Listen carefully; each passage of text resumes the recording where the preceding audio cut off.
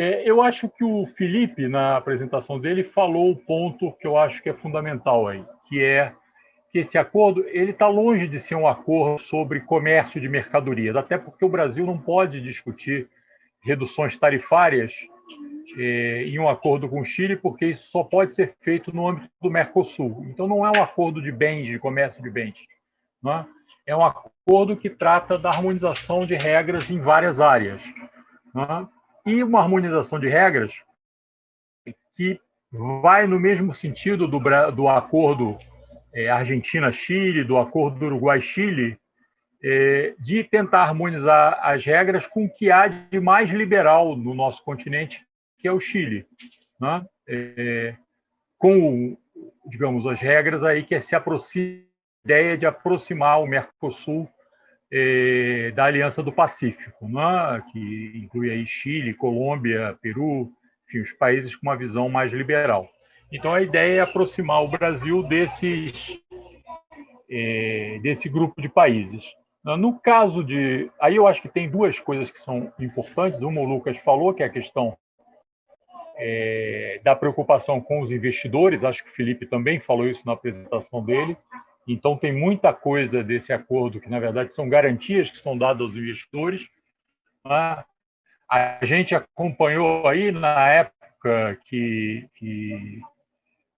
teve a encampação das refinarias que eram da Petrobras na Bolívia, a possibilidade que a Petrobras tinha de recorrer a um acordo de livre comércio entre a Holanda e a Bolívia, né?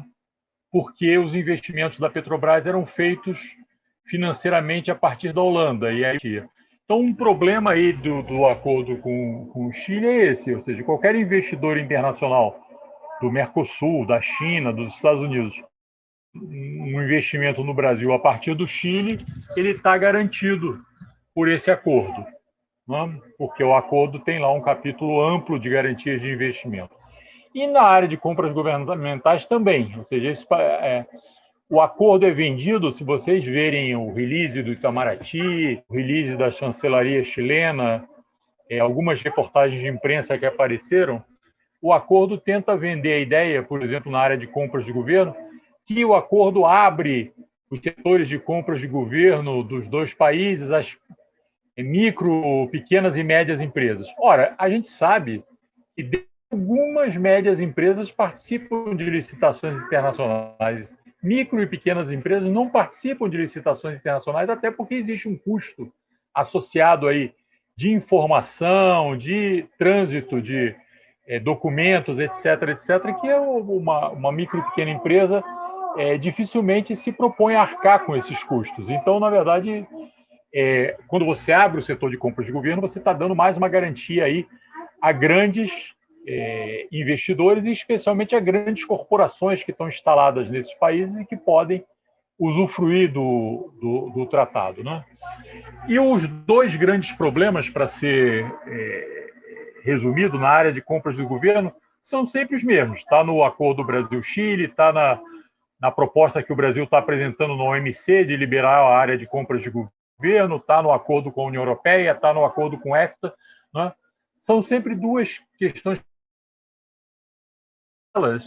diz respeito à utilização das compras de governo como instrumento de possibilidade de desenvolvimento. Então, vamos citar o caso da Petrobras. A Petrobras quer usar compras de governo, como fez em determinado momento no passado, para desenvolver a indústria naval brasileira, ou a indústria do fornecimento de peças, de fornecimento de equipamentos para a indústria. Se o acordo de compras de governo ele envolve também empresas públicas, porque ele pode envolver o nível federal apenas, pode envolver empresas públicas e pode envolver os níveis subnacionais. Se ele envolve empresas públicas, você está tirando essa possibilidade de utilizar empresas públicas dentro de uma estratégia de desenvolvimento. Por quê? Qualquer licitação de empresa pública vai ser sujeita ao que está constando no acordo, que é a obrigação também desse sócio internacional de participar com as suas empresas e, complemento, com as empresas internacionais instaladas nele dentro dessas licitações na área de compras públicas, não é? O que é o primeiro problema. E o segundo problema é exatamente, como eu já citei, a questão dos níveis submunicípios. Se você estende a participação de empresas internacionais também nas licitações, significa que esses estados e municípios não poderão, e daí o que a Graciela falou a respeito de agricultura, não poderão utilizar um sistema de compras públicas para fazer política de desenvolvimento local, né? Política de desenvolvimento no seu âmbito, né, de atuação. Então, se uma prefeitura, né, quer comprar peixe, né, comprar pescados para fornecer para a merenda escolar dos pequenos pescadores de Belém e região, do entorno de Belém, não vai poder fazer isso porque vai ter que concorrer, por exemplo, com os grandes pescadores chilenos, né, porque eles vão estar com a licitação aberta à sua participação também. Né? Isso é um problema, não é um problema no acordo do Mercosul.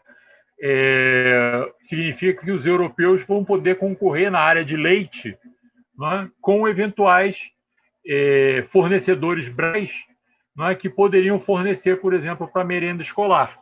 Né? Então, o grande problema dos acordos de compras públicas, seja Brasil-Chile, seja Brasil, Mercosul-União Europeia, seja Mercosul e os países do EFTA, seja a cláusula que o Brasil está aderindo aí, o capítulo lá de compras governamentais da OMC, e as propostas que vão ser feitas aí, dizem respeito também a esse ponto da possibilidade de usar compras para propostas de desenvolvimento dos níveis subnacionais, não é? E,